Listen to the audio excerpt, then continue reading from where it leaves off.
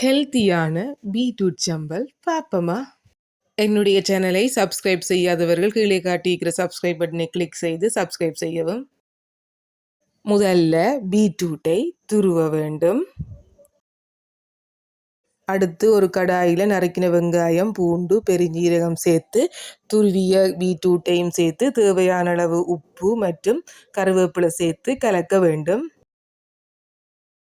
அடுத்து மிளகுத்தூள் சேர்க்கணும்.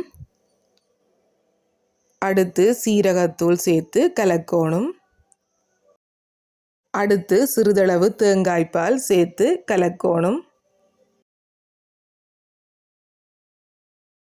அடுத்து துருவிய தேங்காய் சேர்த்து கலக்கி சிறிது நேரம் வதங்க விடணும்.